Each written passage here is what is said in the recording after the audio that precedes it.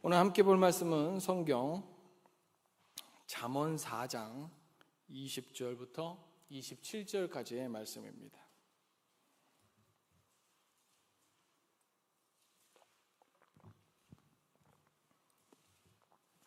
잠언 4장 20절부터 27절까지의 말씀으로 제가 가진 성경은 구약 성경 915쪽에 있습니다. 제가 한 절, 여러분이 한 절 교독하도록 하겠습니다. 제가 먼저 읽겠습니다. 내 아들아, 내 말에 주의하며 내가 말하는 것에 내 귀를 기울이라. 그것을 내 눈에서 떠나게 하지 말며 내 마음속에 지키라. 그것은 얻는 자에게 생명이 되며 그의 온 육체의 건강이 됨이니라.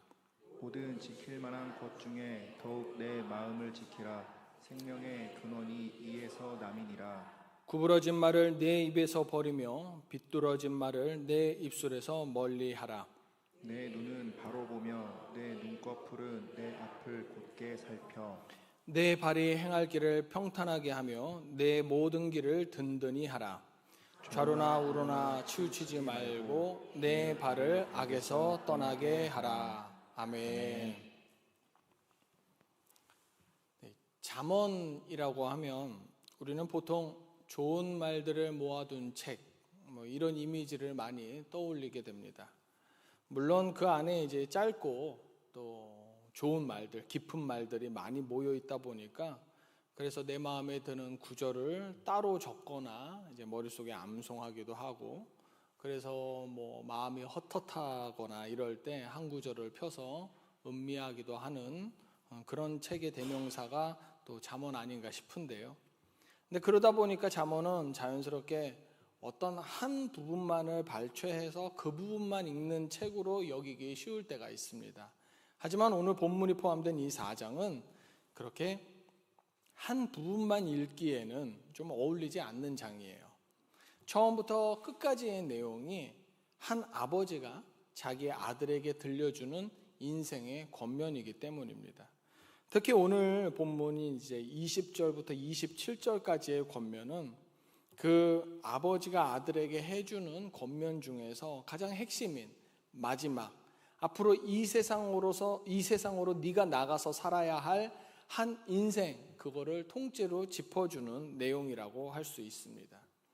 귀로 시작해서 이제 마음으로 내려가고 다시 입을 거쳐서 눈을 지나 그리고 마지막에는 이 삶의 발걸음으로 나가는 것이 앞으로 길을 걸어야 하고 또 선택해야 하고 부딪혀야 하고 분별해야 되는 그 인생의 출발점에 선 자녀들에게, 또 하나님의 입장에서 봤을 때는 이 세상에서 살아가는 우리에게 그 전부를 한 번에 훑어주시는 권면이 바로 오늘 본문이라고 할 수 있겠습니다.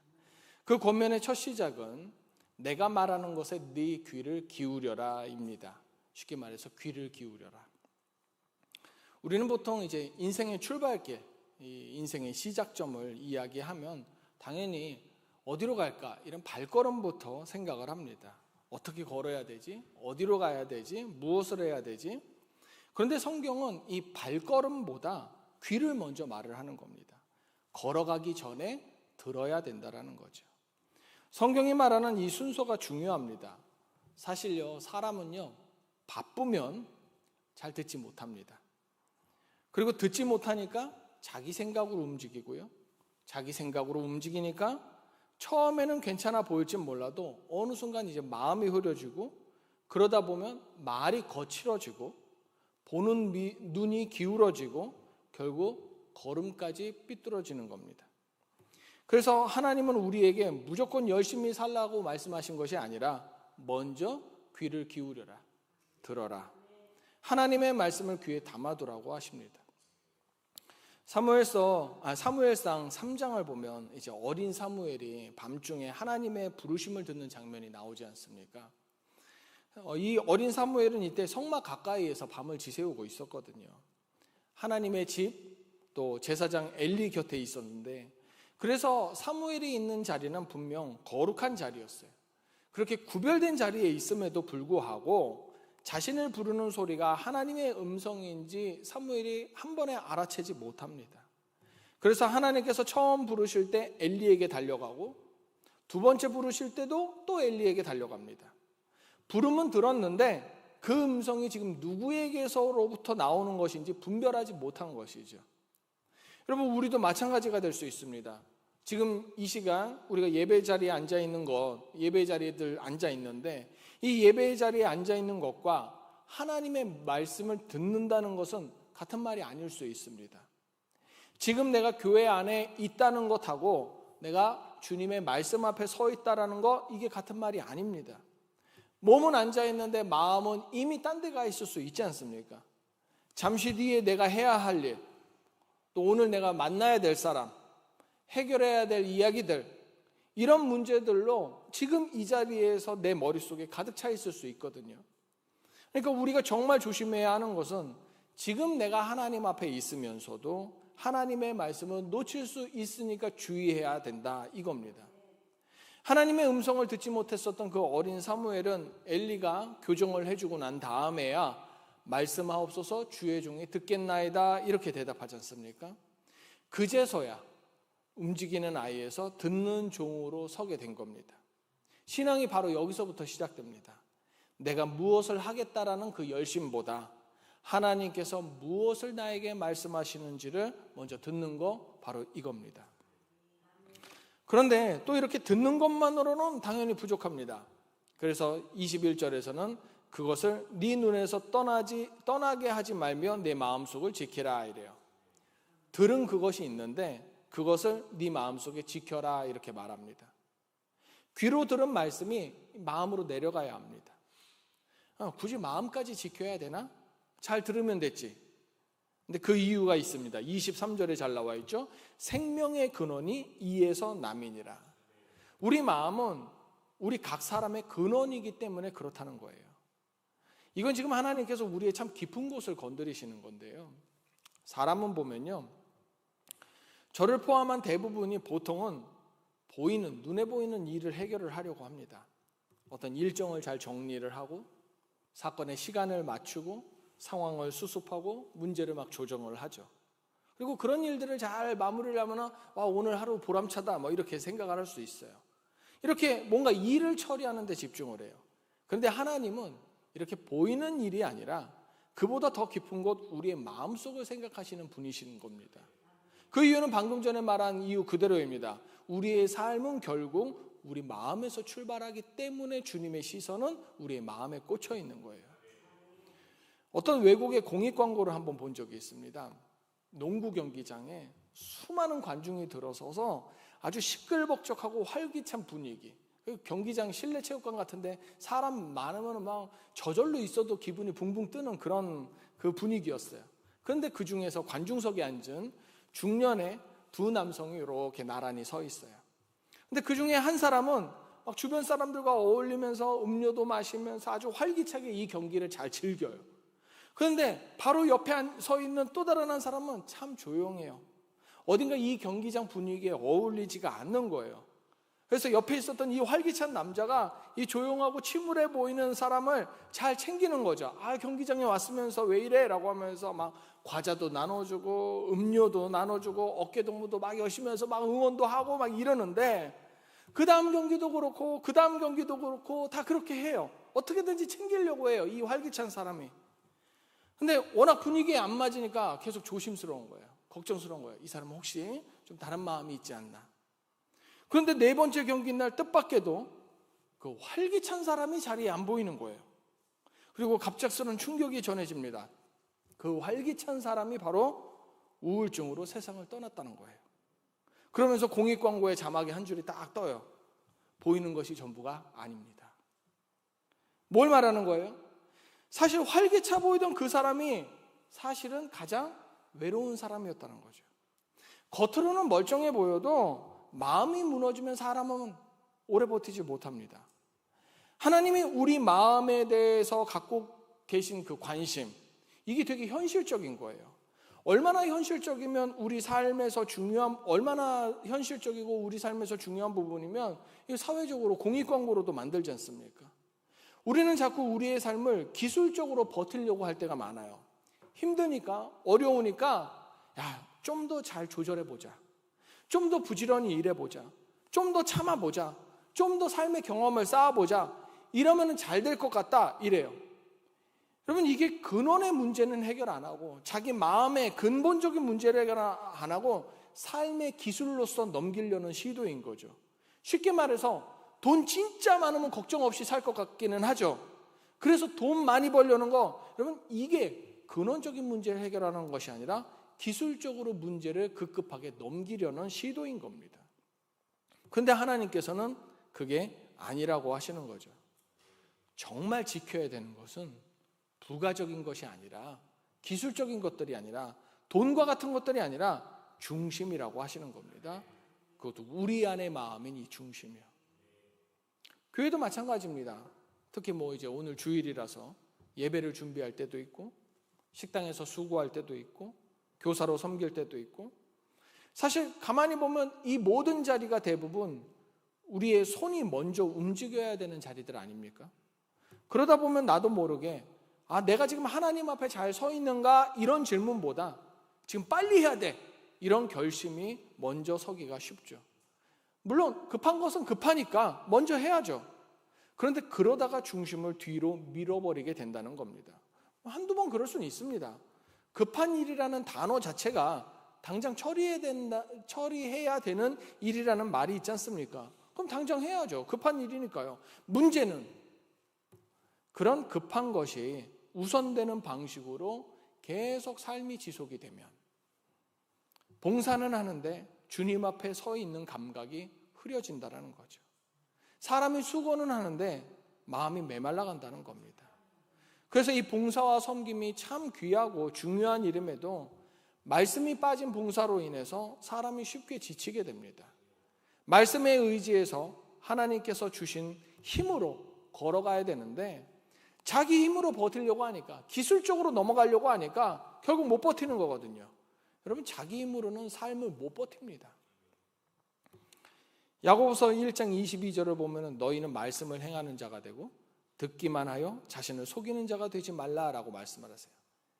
말씀을 진짜로 실천하는 자, 행하는 자가 되어야지 이 듣기만 하면서 나 오늘 말씀 들었어. 난 잘하는 사람이야. 난 이미 충분히 잘 알고 있는 사람이야. 스스로 생각하지 말라는, 이게 스스로 속이는 건데 그러지 말라는 경고예요. 우리가 교회 안에서 말씀을 자주 듣지만 자신은 분명 듣고 있다고는 생각하는데 사실은 자신을 비추지 못하고 있지는 않나. 내가 지금 주님 일을 하는데 오늘도 봉사도 하고 뭣도 하고 하는데 주님 일을 하고 있으니까 난 괜찮다? 아니요. 정작 주님 앞에서 우리 마음은, 자기의 마음은 제대로 점검하지 않고 있을 수 있다라는 겁니다. 그러니 오늘 본문이 이제 마음을 지키라라고 하는 이 명령은 추상적인 이야기가 결코 아닙니다. 정말 구체적이고 현실적인 이야기라는 거죠. 내 중심이 지금 어디 있느냐?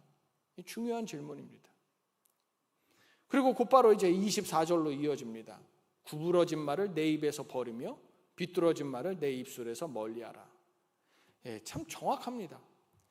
마음이 어디에 있든지, 지금 마음의 중심을 지키라고 했는데 이 마음이 어디에 있든지 결국 입으로 드러난다는 것을 노골적으로 지금 설명하고 계세요. 주님도 마태복음 12장 34절에서 이런 말씀하십니다. 마음에 가득한 것을 입으로 말함이라, 이렇게 말씀하시거든요. 대부분 마음과 이 입의 말은 같이 갑니다. 입술은 그냥 말하는 구멍이 아니라 자기 마음의 출구예요. 그러니 말을 보면 그 사람의 마음이 보입니다. 그런데 특별히 말이 더 중요한 이유가 뭐냐면요, 이 분주한 자리일수록, 그래서 지친 자리일수록 우리의 말이 먼저 무너집니다.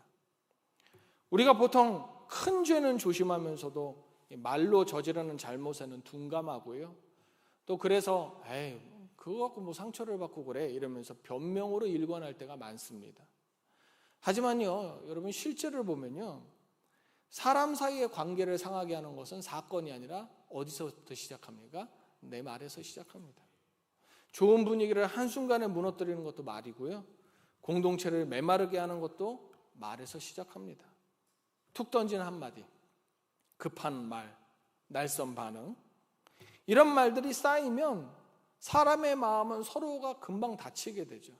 그게 해결할 수 없는 문제로 발생합니다. 가정에서도 그렇고 일터에서도 그렇고 교회 안에서도 그렇고 아침에 분주할 땐 더 그래요. 우리 집 아이들 셋이서 이제 학교 가려고 매일 아침을 준비를 할 때 보면요, 전쟁터예요.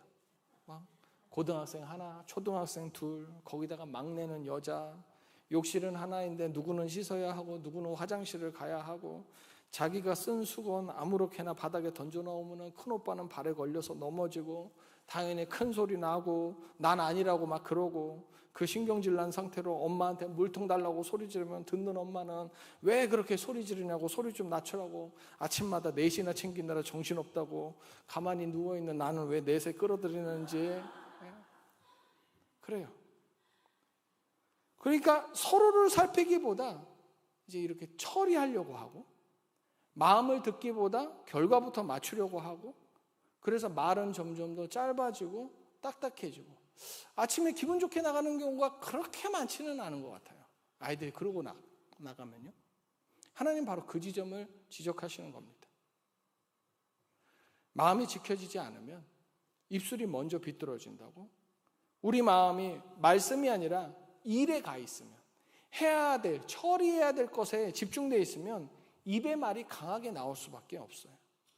그러니 마음을 지킨다는 것은 내가 그저 평안한 상태, 이 샬롬을 누리는 것을 의미하는 정도가 아니에요. 하나님 앞에 있는 마음은 결국 우리의 말까지 달라지게 합니다. 분주한 자리임에도 불구하고 사람을 밀어내는 말보다 품는 말을 하게 하고요, 급한 상황에서도 상하게 하는 말보다 부드럽게 하는 말을 하게 합니다. 말이 달라지지 않았는데 내 마음이 잘 지켜지고 있다? 글쎄요, 여기에는 물음표가 붙을 수밖에 없는 거죠. 이제 그래서 그 다음에 권면은 이제 시선으로 갑니다. 귀로 듣고 마음에 담고 입으로 이렇게 드러낸 뒤에 이제 무엇을 바라봐야 할 것인가를 묻는 겁니다. 25절, 네 눈은 바라보며 네 눈꺼풀은 너의 앞을 곱게 살펴, 이래요. 창세기 13장을 보면요, 아브라함과 롯의 재산이 너무 많아져서 이제 같은 공간에서 살 수가 없게 되잖아요. 그래서 아브라함이 조카 롯에게 먼저 나를 떠나가라, 네가 좌하면 나는 우하고 네가 우하면 나는 좌하리라 하지 않습니까? 이 제안을 듣고 조카 롯이 먼저 눈을 들어서 요단 지역을 쫙 살펴봅니다. 보기에 넉넉했고 물이 풍부했고 참 좋아 보여요. 그런데 성경은요, 이때 롯이 본 그 장면을 참 묘하게, 진짜 묘하게 묘사하는데요, 13장 10절에 이렇게 표현해요. 여호와의 동산 같고 애굽 땅과 같았더라, 이래요. 그 좋은 땅을 여호와의 동산 같고 애굽 땅과 같았더라. 여러분, 이게 왜 이상한 표현이냐면요, 하나님이 주신 에덴 동산을 떠올리는 여호와의 동산이라는 단어와 하나님의 백성이 목숨 걸고 탈출해야 하는 그 애굽이라는 단어가 한 구절 안에 동급으로 나란히 배치가 됐다라는 겁니다. 저는 이 장면이 롯의 문제를 아주 잘 보여준다고 생각합니다. 롯은 단지 욕심이 많았다는 말로 설명되지 않습니다. 그보다 더 위험한 것은 롯의 눈이 분별력을 잃었다라는 것이죠. 보기 좋은 풍요가 곧 하나님의 복처럼 보이는 거예요. 넉넉하고 평탄한 길이 곧 바른 선택처럼 보였던 겁니다. 하나님과 함께 누리는 복과 하나님 없이도 사람을 끌어당기는 그 번영을 구별을 못했었던 거죠. 그러니까 하나님의 동산 애굽이 같아 보였던 거예요. 결국 구별하지 못한 눈을 가진 이 롯의 선택은 그의 삶 전체를 흔들어 놓습니다. 자기의 장막을 점점 소돔으로 옮겨가더니만 나중에는 어디에서 삽니까? 소돔성 한가운데서 살잖아요. 사람의 발이 갑자기 그 죄악까지 간 거 아닙니다. 시선이 먼저 향하고요, 그 삐딱해진 시선이 자신의 인생의 발걸음을 끌고 가는 것입니다. 이게 오늘 우리에게도 중요합니다. 우리에게 삶의 기준이 되는 말씀이 없으면 우리 눈은 자꾸 보기에 좋은 것만 따라갑니다. 그럼 편한 것이 바른 것처럼 보이고요, 나에게 유리한 것이 지혜로운 것처럼 보이고, 눈에 띄는 것이 중요한 것처럼 보입니다. 신앙의 길이 위험해지는 거죠. 사람의 길과 세상의 길을 비슷하다라고 판단하기 쉽습니다. 그래서 눈을 바로 보라라는 말은 그냥 조심해서 보라는 뜻이 아닙니다. 말씀으로 분별하라 이 뜻입니다. 지금 내가 보고 있는 것이 정말 하나님이 기뻐하시는 것인지 아니면 그저 내 눈에 보기에 좋아서 끌리는 것이지 분별을 할 수 있어야 합니다. 사람은 자기가 보는 것을 따라서 살아가는데 그래서 내가 시선이 흐려져 있으면 삶 전체도 흐려진다라고 할 수 있는 것이죠. 그래서 마지막으로 말씀은 결국 우리를 올바른 삶의 길로 데려갑니다. 이제 귀로 듣고요, 마음에 두고 이제 입의 말과 시선을 지나면 마지막으로 드디어 우리 인생의 걸음으로 드러나게 되는 겁니다. 즉 신앙은 머리로 아는 것이 아니라 어디로 걷느냐 이걸로 나타나요. 26절과 27절을 보면 네 발이 행할 길을 평탄하게 하며 내 모든 길을 든든히 하라. 좌로나 우로나 치우치지 말고 네 발을 악에서 떠나게 하라. 처음에 이 인생길을 걸어가는 그 처음에 나올 줄 알았었던 발걸음의 이야기가 마지막에 와서야 이제 나오는 거예요. 지금까지 본문이 말하는 그 바른 걸음은 보면 특별한 길을 찾아내는 재주가 아니었지 않습니까? 그저 좌로나 우로나 치우치지 않는 거 그걸로 마무리가 되고 있어요. 즉 하나님의 말씀에서 벗어나 자기 판단으로 이렇게 기울지 않는 거 이것이라는 거죠. 내 기분이 좋을 때는 이쪽으로 확 치우치고 상황이 급하면 저쪽으로 확 치우치고 다시 그것이 익숙해지면 또 다른 쪽으로 치우치는 그런 흔들림에서 벗어나는 겁니다. 이 치우침 없는 것이 얼마나 중요하냐면요, 신명기 17장 19절에서 하나님께서 이런 말씀을 하세요. 왕조차도 평생에 자기 옆에 두고 읽어 하나님 경외하기를 배우며 율법의 모든 말과 이 규례를 지켜 행할 것이라 라고 명령을 하세요. 왕이 교만해질 수 있잖아요. 또 자기 경험과 권력으로 살면 당연히 치우칠 것이고요. 자기 판단으로 버티면 넘어지겠죠. 이 말씀을 지켜 행하면 좌로나 우로나 치우치지 않을 것이니까 말씀을 끊임없이 읽으라고 신명기에서부터 말씀을 하시는 거예요. 높은 자리에 있는 이 왕에게조차 하나님께서는 이렇게 말씀을 곁에 두라고 강하게 권면하셨는데 그렇다면 매일매일 일상을 평범하게 살아가는 우리야 더 말할 필요가 없지 않겠습니까? 하루를 살아가는 우리에게, 분주한 일을 감당해야 하는 우리에게, 사람을 만나서 매번 무언가를 결정해야 되는 우리에게, 그렇기 때문에 말씀은 선택사항이 아니라 삶의 기준 그 자체여야 하는 겁니다. 하나님은 우리에게 경험이나 익숙함으로 살아내라고 하시는 것이 아니에요. 말씀을 곁에 두고 살라라고 하시는 겁니다.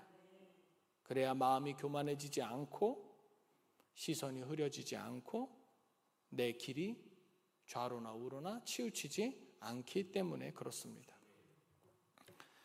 우리가 살면서 조금만이라도 이 신앙에 대한 긴장을 놓으면요, 우리는 자꾸 하루라는 그 시간과 일상이 나를 끌고 가도록 내버려둘 때가 많습니다. 뭐 그냥 사는 거지, 막 이거요. 할 일이 많고 생각이 많고 마음이 급하니까 그냥 끌려가는 거예요. 오늘 내가 이거 해야지. 그 할 일에 집중하게 됩니다. 그런데 하나님의 사람은 이렇게 끌려가는 사람으로 살지 말라는 거예요. 말씀으로 방향을 지키는 사람이 되어야 한다는 겁니다. 형편이 급해도 손이 먼저 움직여야 돼도 상황이 나를 자꾸 재촉해도 내 하루를 조급함에 맡기지 말고 하나님의 말씀 아래 두는 사람으로 살라라는 거죠.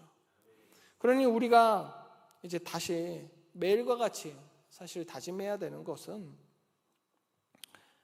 주님, 내가 주님의 말씀을 알고 있습니다, 이렇게 말하는 것이 아니라, 주님, 내가 알고 있는 그 말씀 아래에서 내가 살겠습니다, 이겁니다. 오늘 내가 주일이기 때문에 예배를 드렸다라는 것이 아니라 이 예배에서 들은 말씀을, 우리 부흥사경에서 들은 그 은혜를 오늘 우리 삶에, 내 신앙의 기준으로 삼겠습니다 라고 결단하는 거예요. 마음도 말도 시선도 걸음도 모두 다 주님의 말씀 아래, 주님의 기준 아래 두겠습니다. 오늘 우리에게 주어진 하루도 이제 또 바쁘게 지나갈 겁니다. 어떤 분은 이제 교회에서 여러 자리를 감당해야 될 것이고요. 또 어떤 분은 이제 예배를 마치고 곧장 일상의 책임 속으로 들어가실 겁니다. 바로 그렇기 때문에 더더욱 우리는 다짐해야 합니다. 오늘 하루가 나를 아무 방향으로나 끌고 가게 두지 않겠습니다. 내 경험과 내 기분과 내 속도가 아니라 하나님의 말씀을 내 삶의 기준으로 사는 오늘이 되겠습니다. 말씀을 기준으로 사는 그 은혜가 오늘 저와 여러분 가운데 있기를 주님의 이름으로 축원합니다. 기도하겠습니다. 하나님 아버지, 오늘도 우리를 말씀 앞으로 불러주셔서 감사합니다. 우리가 종종 바쁘다는 이유로 듣는 것을 소홀히 하고 손이 먼저 움직이느라 중심을 잃고 조급함 속에서 말을 거칠게 했고 또 눈에 보기 좋은 길을 쉽게 따라가려 했음을 고백합니다. 주님, 이제 우리의 속사람을 만져주시옵소서. 말씀을 듣는 귀를 열어주시고 그 말씀을 간직하는 마음 또한 주시고 사람을 살리는 말과 분별하는 눈과 바른 걸음을 허락하여 주셔서 오늘 하루를 우리의 들락거리는 감정과 습관에 맡기지 않게 하시고 주님의 말씀 아래 두고 살게 하여 주시옵소서. 교회 안에서나 또 매일의 허락되는 삶의 자리에서나 좌로나 우로나 치우치지 않고 주의 길을 걷게 하시며 우리의 작은 순종을 통해 하나님 영광이 드러나게 하여 주시옵소서. 예수님의 이름으로 기도합니다. 아멘.